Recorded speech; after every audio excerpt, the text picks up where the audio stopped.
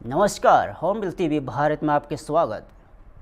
आज हम आपको मिलवाने जा रहे हैं उत्तर प्रदेश के शाहजहाँपुर के एक ऐसे डॉक्टर से जिन्हें लोग अब डॉक्टर हीरो के नाम से पहचानने लगे हैं। जी हाँ, हम अब बात कर रहे हैं समाज सेवी और चिकित्सक डॉक्टर आनंद प्रकाश मिश्र की, जो इलाज के साथ साथ समाज सुधार की भी मुहिम चला रहे हैं। जहां एक और युवा पीढ़ी नशे की गिरफ्त में फंसती जा रही है, वही डॉक्टर मिश्रा अपने लिखे और निर्देशित नाटकों के जरिए नशा मुक्ति का संदेश घर घर तक पहुंचा रहे हैं। स्कूलों, कॉलेजों और सार्वजनिक मंचों पर वे खुद अभिनय करते हैं और युवाओं को जागरूक बनाते हैं। खास बात यह है कि इस मुहिम में उनकी पत्नी नलिनी मिश्रा भी बराबर की भागीदारी है। दोनों मिलकर मंच के माध्यम से समाज में सकारात्मक बदलाव लाने का प्रयास कर रहे हैं। नशा मुक्ति ही नहीं बल्कि टीबी और अन्य गंभीर बीमारियों को पर जागरूकता, पोलियो और खसरा उन्मूलन संदेश, पर्यावरण संरक्षण, गंगा स्वच्छता अभियान, जल संरक्षण पर विशेष नाट्य प्रस्तुतियाँ पर हर सामाजिक मुद्दे पर यह दंपति सक्रिय भूमिका निभा रहा है। सूत्र के मुताबिक उनके सामाजिक योगदान को देखते हुए उनका नाम central board of the film certification की सदस्यता के लिए भी चर्चा में है। साथ ही उन्हें जल्द ही जल पुरुष सम्मान से नवाजा जा सकता है। एक डॉक्टर, एक कलाकार और एक समाज सुधारक डॉक्टर आनंद प्रकाश मिश्र की यह कहानी साबित करती है कि अगर इरादे मजबूत हो तो एक व्यक्ति भी बदलाव की शुरुआत कर सकता है। मैं डॉक्टर आनंद प्रकाश मिश्रा हूँ और यही शाहजहाँपुर में चिकित्सा कार्य कर रहा हूँ। सर, बहुत चीज़ें सामने आई हैं, आपकी अच्छाइयाँ और जो है आपकी गुणवत्ता सब सामने आ गई हैं और उसको लेकर के हम आज रूबरू हुए हैं आपसे। क्या कहना चाहेंगे पर चाहे पानी की बात कही जाए, चाहे नशे की बात कही जाए, इस तरह के सामने जो आपने उजागर किया है नशे को लेकर के, पानी को लेकर के, जो आवाम जो है पेड़ों को लेकर के, इस तरह से जो बातें सामने नजर आई, क्या कहना चाहेंगे इसको लेकर के? आज प्रेस कॉन्फ्रेंस आपने की, उसको लेकर के क्या कहना चाहते हैं? मैंने गणेश शंकर विद्यार्थी स्मारक चिकित्सा मेडिकल कॉलेज कानपुर से MBBS किया था और शाहजहाँपुर में चिकित्सा कार्य प्रारंभ किया।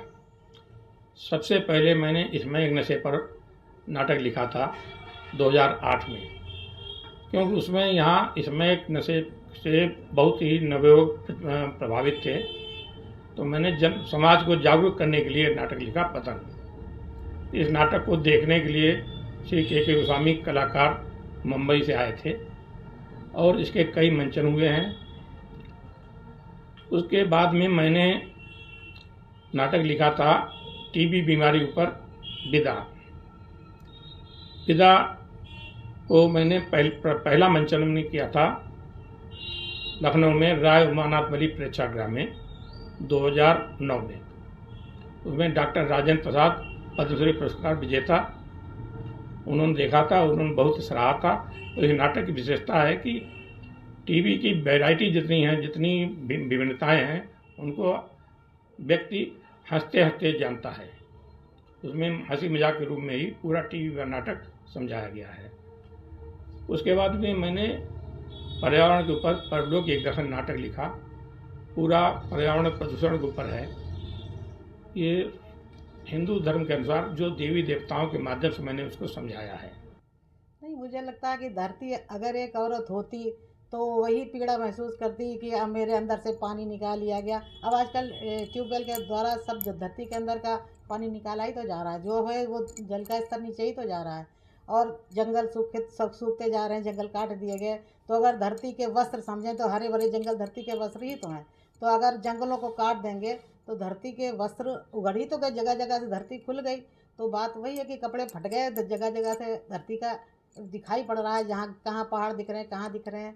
तो मुझे लगता है कि अगर एक धरती होती तो उसे ऐसा ही, धरती एक स्त्री होती तो उसे ऐसा ही महसूस होता कि मेरी कमर पे इतना आबादी का बोझ लाद दिया गया है, मेरे खंदर से खून निकाल लिया गया है। और ये लोग जो हैं मतलब प्रताड़ित करते चले जाए, धरती को ये नहीं समझते कि धरती हमारे आगे आगे भविष्य में बहुत कुछ उसके ऊपर लादा जा रहा है और बहुत कुछ वो देगी। तो ये मुझे ऐसा लगता है। जल है, वायु पर हर संरक्षण जरूरी है। जल तो संरक्षण तो बहुत जरूरी है। जल ही नहीं होगा तो पानी पियेंगे कहाँ से? जब पानी ही नहीं होगा तो धरती भी सूखी रहेगी, हवा भी बहुत गर्म हो जाएगी, गर्मी भी बहुत बढ़ती चली जाएगी। तो जल बचाना तो बहुत ज़रूरी है। और जल की हम समझते एक एक बूंद, हर नदी का संरक्षण करना चाहिए। हर जहाँ जितना बरसात का पानी हम बचा सकते हैं हमको बचाना चाहिए। जितना हम जल बचाने के लिए कर सकते हैं हर संभव प्रयास करना चाहिए। और डॉक्टर साहब ने तो बहुत चीज़ों में लिखा है, बहुत सी समस्याओं को जागरूक करने का प्रयास किया लोगों को। तो जल संरक्षण बहुत जरूरी है मेरे हिसाब से। अवार्ड मिल रहा है। जी जी जी। कितनी खुशी आपको हो रही है और क्या कहना चाहेंगे? नहीं नहीं, बहुत खुशी की बात है। और अगर किसी ये तो प्रोत्साहन होते हैं, अगर लोग हमारे काम को समझें और उससे कुछ ग्रहण करें तो बहुत बड़ी बात होती है। अगर थोड़े लोग भी धीरे धीरे करके समझे इस बात को तो जल संरक्षण बहुत जरूरी है। सर, कहा जाता है कि जो है हर कामयाबी के पीछे किसी औरत का हाथ होता है। आपके पीछे किसका हाथ है? ऐसा है कि अगर आपका सहयोग न होता तो मैं इस क्षेत्र में बढ़ ही नहीं पाता। नाटकों में, लेखन में भी, संवाद लेखन में भी और अभिनय में भी पूरा सहयोग रहा है। और प्रौद्योगिकी दर्शन जो मील का पत्थर है मेरे लिए, तो उसमें आधे ज़्यादा संवाद आपके द्वारा लिखे हुए हैं। और मजा बन जाए सजा जो एड्स पे है, उसमें 2 गाने जो हैं, 3 गाने हैं, वो आपके द्वारा ही लिखे गए हैं। गीत लेखन में ये भी नहीं गीत लेखन जानती थी कि मैं गीत लिख सकती हूँ, लेकिन जब समय आया लिखे और गाने बहुत ही अच्छे बने हैं। चलिए, हमारे चैनल के द्वारा से आप दोनों की जोड़ी बरकरार रहे और इसी तरह से सोचते रहे और देश की तरक्की आपके हाथ में है। राजधानी लखनऊ से इस वक्त की बड़ी खबर। कोर्ट के आदेश पर बीजेपी अल्पसंख्यक प्रकोष्ठ के प्रदेश सचिव जीशान खान के खिलाफ एफआईआर दर्ज की गई है। आरोप है कि उन्होंने एक दलित युवक के साथ मारपीट की, जाति सूचक शब्दों का इस्तेमाल किया और स्कूटी छीनकर धमकी दी। इतना ही नहीं, सरकारी फंड दिलाने के नाम पर ठगी का मामला भी सामने आया है। मामले में सत्ता का रौब दिखाकर दबाव बनाने का भी आरोप लगाया है और फिलहाल पुलिस ने मामला दर्ज कर जांच शुरू कर दी है। इस एफआईआर के बाद राजनीतिक गलियारों में हलचल तेज हो गई है।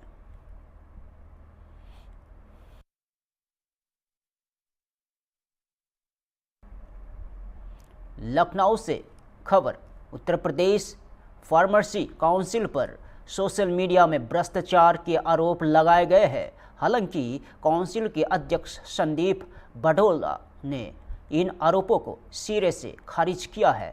उनका कहना है कि आरोप एक पूर्व संदिग्धा कर्मी द्वारा लगाए गए हैं जो पहले चोरी के मामले में जेल जा चुका है और अब जमानत पर बाहर है। और काउंसिल का दावा है कि सभी सेवाएं पूरी तरह ऑनलाइन संचालित हो रही है और किसी भी प्रकार की अनियमितता का सवाल ही नहीं उठता।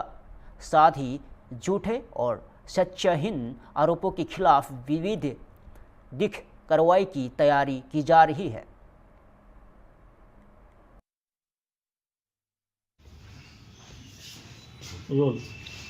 मैं Sandeep Badola, chairman Uttar Pradesh pharmacy council. दरअसल उत्तर प्रदेश फार्मेसी काउंसिल का पुनर्गठन अप्रैल 2025 में हुआ और मई 2025 से मैं उत्तर प्रदेश फार्मेसी काउंसिल में एज ए चेयरमैन, हमारे रजिस्ट्रार प्रमोद त्रिपाठी और हमारी पूरी टीम जो गठित हुई है वो उत्तर प्रदेश फार्मेसी काउंसिल में मई 2025 से कार्य कर रही है, कार्य देख रही है। यहाँ चूँकि स्टाफ हमारा बड़ा है और 14 जुलाई 2025 को हमने मई में कार्यभार ग्रहण किया और 14 जुलाई 2025 को उत्तर प्रदेश फार्मेसी काउंसिल में रात्रि में एक चोरी होती है जिसमें आज मेन चैनल का दरवाज़ा तोड़ा गया, गेट अंदर काफ़ी ताले वगैरह तोड़ के चोरी हुई और चोर जाते समय वो डीवीआर भी यहाँ से जो हमारे कैमरे लगे हैं उनकी डीवीआर भी ले गए थे। उसकी हमने चोरी की एफआईआर संबंधित थाने में दर्ज कराई। कोई नामजद एफआईआर दर्ज नहीं कराई थी हमने, क्योंकि अज्ञात के लोगों के खिलाफ, चोर के खिलाफ एफआईआर दर्ज कराई थी। जो पुलिस ने जो है अपनी तहकीकात की, तहकीकात में हमारे आसपास जो नीचे दुकान हैं, जो नीचे बैंक है, वहाँ के सीसीटीवी फुटेज निकालेगा। सीसीटीवी फुटेज निकालने के बाद जो चोर पकड़ में आया वो हमारे ही काउंसिल का एक कर्मचारी था। पुलिस ने उस सीसीटीवी फुटेज के आधार पर उसको मुलजिम मानते हुए उसको जेल भेज दिया गया था। तत्कालीन समय में लगभग 5 माह जेल में रहने के बाद उसकी हाई कोर्ट से जमानत हुई थी। वो हमारे ही काउंसिल में कार्यरत संविदा पर गार्ड था संजय मिश्रा। जमानत से छूटने के बाद जैसे कि हमारे कर्मचारियों ने, हमारे जो नियमित वरिष्ठ हैं, उन लोगों ने बताया कि चूँकि चोरी में जब लिप्त हुआ, जो मुलजिम बना, जेल गया, 5 महीने जेल में रहा, तो जो नियमानुसार कार्रवाई करते हुए हमारी काउंसिल का बोर्ड है, उन्होंने जो है उसको, जो उसकी संविदा है, उसकी संविदा समाप्त कर दी थी, उनको नौकरी से निकाल दिया था। उत्तर प्रदेश के मुख्यमंत्री योगी आदित्यनाथ इन दिनों जापान दौरे पर है और टोक्यो में आयोजित कार्यक्रम के दौरान उन्होंने निवेश को लेकर बड़ा बयान दिया है। सीएम योगी ने कहा कि इस 4 दिवसीय यात्रा में सरकार यानी G2G, सरकार से बिजनेस यानी G2B और बिजनेस से बिजनेस यानी B2B स्तर की कई महत्वपूर्ण बैठकें हुई। उनके मुताबिक कुल मिलाकर करीब 60 से अधिक उच्च स्तरीय बैठकें और कार्यक्रम आयोजित किए गए हैं और सीएम ने बताया कि 2 बड़े रोड शो आयोजित किए गए, एक सिंगापुर में और 2 जापान में। टोक्यो के अलावा जापान के प्रमुख प्रांत यामानाशी में भी रोड शो आयोजित हुआ। दोनों जगहों पर मिलाकर करीब 450 से 500 निवेशकों और वित्तीय संस्थानों के चेयरमैन और सीईओ ने भाग लिया और मुख्यमंत्री के अनुसार कई निवेशकों ने उत्तर प्रदेश में निवेश के लिए MOU साइन किए हैं और जबकि कई ने निवेश प्रस्ताव भी दिए और सीएम योगी ने इससे उत्तर प्रदेश की नीतियों और सुधारों को सकारात्मक परिणाम बताया और अब देखना होगा कि ये निवेश प्रस्ताव जमीन पर कितनी तेजी से उतरते हैं। उत्तर प्रदेश ने पिछले 8.5-9 वर्ष के अंदर जो कदम उठाए हैं उसका एक सकारात्मक संदेश दुनिया के देशों में भी पहुंचा है। इन 4 दिनों की यात्रा में हम लोगों ने तमाम महानुभावों के साथ मुलाकात की, G2G लेवल की, गवर्नमेंट टू गवर्नमेंट लेवल की बैठकें संपन्न की, G2B लेवल की कई बैठकें और B2B लेवल की भी कई बैठकें इस दौरान संपन्न हुई हैं। मेरा मानना है कि दोनों देशों में इन चारों प्रकार की सभी बैठकों को ले लिया जाए तो इन सब को लेकर के लगभग 60 से अधिक ऐसी बैठकें और इस प्रकार के कार्यक्रम संपन्न हुए हैं जो G2G, G2B, B2B स्तर के संपन्न हुए हैं। 2 बड़े रोड शो, एक सिंगापुर में जिसमें काफ़ी बड़ी संख्या में निवेशक और वित्तीय संस्थानों के चेयरमैन और सीईओ आए थे। एक रोड शो हम लोगों ने कल टोक्यो में किया था और एक रोड शो आज जापान के एक प्रमुख प्रांत यामानाशी में आज संपन्न हुआ है, जिसमें भी निवेशकों की एक अच्छी खासी संख्या, दोनों जगह मिलाकर के अगर देखें तो लगभग 450 से 500 निवेशक और वित्तीय संस्थानों की चेयरमैन और सीईओ इन दोनों कार्यक्रमों में आए। हम लोगों ने इस पूरी यात्रा के दौरान इस बात को देखा है कि इसमें सिंगापुर में IT, global capability city, logistic, semiconductor और टूरिज्म, फिनटेक, मेडटेक, डीपटेक के मुद्दे को लेकर के काफ़ी पॉजिटिव वार्ता हमारी इन सभी क्षेत्रों में हुई है और बहुत सारे निवेशक यहाँ पे निवेश करने के लिए, उत्तर प्रदेश के अंदर निवेश करने के लिए हमारे साथ एमओयू भी किए और बहुत सारे लोगों ने अपने प्रस्ताव भी दिए हैं और उनका एक बिजनेस डेलीगेशन जिसमें जेआईसी, तामासेक, यूएसजी, गूगल, ब्लैकस्टोन, ये सभी जो सिंगापुर से बेस्ड जो कंपनियां हैं, ये कंपनियां भी उत्तर प्रदेश के अंदर उस रूप में अपनी भागीदारी आगे बढ़ाने के लिए पूरी सतर्कता के साथ वहां पर आने को तत्पर हैं। गोवा से इस वक्त की बड़ी खबर। मुख्यमंत्री प्रमोद सावंत ने नशा मुक्त गोवा अभियान को लेकर बड़ा बयान दिया है। बम्बोलीम में आयोजित कार्यक्रम में मुख्यमंत्री ने कहा कि प्रधानमंत्री द्वारा चलाए जा रहे नशा मुक्त भारत अभियान को पूरे देश में गति दी जा रही है और गोवा भी इसमें सक्रिय भागीदारी निभा रहा है। मुख्यमंत्री ने साफ किया कि सरकार ड्रग्स के खिलाफ सख्त कार्रवाई के साथ साथ जागरूकता पर भी जोर दे रही है ताकि युवाओं को नशे से दूर रखा जा सके।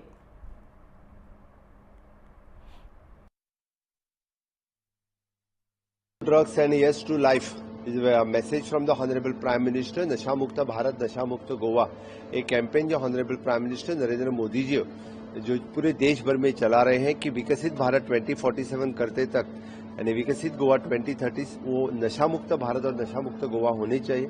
यही मैसेज लोगों को देने के लिए ये भी कैंपेन पूरे देश भर में जो चल रही है, आज उसका कार्यक्रम हमारे director of social welfare ministry की तरफ से यहाँ आयोजन किया है। डॉक्टर वीरेंद्र कुमार हेगड़े जी यहाँ पे आए हैं, मैं उनका बहुत स्वागत करता हूँ। सुभाष फलदेसाई और बाकी हमारे डिपार्टमेंट पूरे गोवा भर में नशा मुक्त गोवा करने के लिए हम कैंपेन चलाएंगे।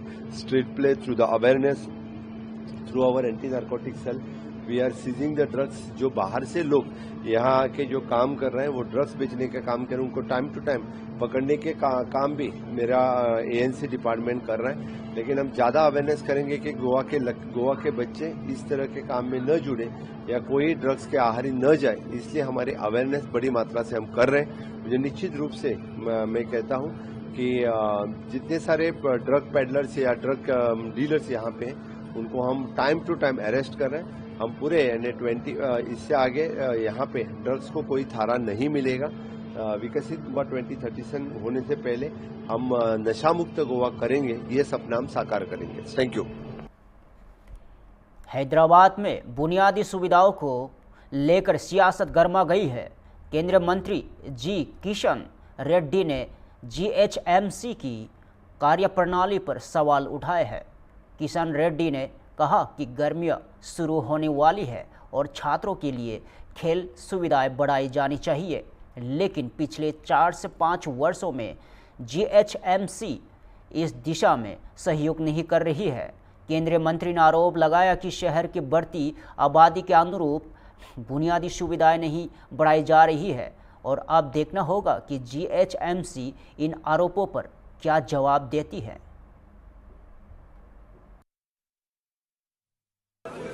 समर शुरू होने वाला है। जो समर में जो हॉलिडेज आते हैं, जो बस्तियों में यूथ के लिए, स्टूडेंट्स के लिए स्पोर्ट्स फैसिलिटीज बढ़ाना चाहिए, मगर हैदराबाद जीएचएमसी पूरा 4-5 साल से इस समर में स्पोर्ट्स का जो ही सहयोग नहीं दे रहे। दूसरा, ड्रिंकिंग वाटर का क्राइसिस होता है। ड्रिंकिंग वाटर के संबंधित जो 1.5 घंटा से 1.5 घंटा तक मिनिमम पानी अच्छा प्रेशर से देना चाहिए, मगर हैदराबाद में स्थिति नहीं है। हैदराबाद में पॉपुलेशन बढ़ रहे, नए नए कॉलोनीज, नए नए अपार्टमेंट, कंक्रीट जंगल बढ़ रहे, मगर उसका संबंधित तो जितना पानी बढ़ाना है हैदराबाद के लिए, वो कृष्णा से हो, गोदावरी से हो, पानी बढ़ा रहे नहीं। उसके कारण से हैदराबाद 3 म्यूनिसिपल कॉरपोरेशन किया, 150 डिवीजन, 300 डिवीजन हो गया, 300 डिवीजन हो गया, मगर कोई बजट नहीं बढ़ा, कोई पीने का पानी लाने का व्यवस्था नया नहीं किया है, ट्रांसपोर्ट का व्यवस्था ठीक नहीं है, बसेस भी नहीं बढ़ाया। जितने केंद्र सरकार जो बसेस दिया है वही बढ़ रहे, मगर तेलंगाना सरकार से बसेस खरीद के नया बसेस हैदराबाद में ट्रैफिक के संबंधित इंट्रोड्यूस नहीं किया है। और जो फिर मई जून से जो बरसात आते हैं, अभी से जो स्टॉर्म वाटर लाइन्स में सिल्ट निकालना पड़ेगा, वो भी काम नहीं चल रहे। यही सही समय है वो सिल्ट निकालने का, क्योंकि हैदराबाद में एक बूंद पानी अगर बरसात में आए तो रोड के ऊपर जाते हैं, लोगों को तकलीफ होता है। हैदराबाद एक रिवर के जैसा हो जाता है पूरा बसिया। इसके लिए जीएचएमसी ने अभी तुरंत क्योंकि फरवरी मार्च में पूरा सिल्ट निकालना चाहिए। आप देखते रहो, कोई बस्ती में कोई भी एक स्टॉर्म वाटर में सिल्ट निकालने का काम नहीं हो रहा है। कॉन्ट्रैक्टर को पैसे जाते हैं, अकाउंटेबिलिटी नहीं है, मगर म्युनिसिपैलिटी अकाउंट में, कारपोरेशन अकाउंट में पैसे जाते रहते हैं। इसीलिए मैं मुख्यमंत्री का जिम्मेदारी है, क्योंकि वो म्युनिसिपल मिनिस्टर स्वयं मुख्यमंत्री है। मैं हैदराबाद में आने वाले बरसात के दृष्टिकोण से जितने भी स्टॉर्म वाटर है पूरा सिल्ट निकालकर आने वाले दिन में बरसात के समय पे पानी, जो स्टॉर्म वाटर लाइन जितने भी है, लेन्स है, छोटे छोटे एक्टिविटी चलता है, वो चलाने के लिए पूरा प्रयास करना चाहिए। मैं आज सिकंदराबाद असेंबली कॉन्स्टिट्यूंसी में जनता का जो इश्यूज है वो सुनने के लिए मैं बस्तियों में घूम रहा हूं। फिलहाल के लिए इतना ही। ताज़ा खबरों के लिए देखते रहिए होमबिल टीवी भारत।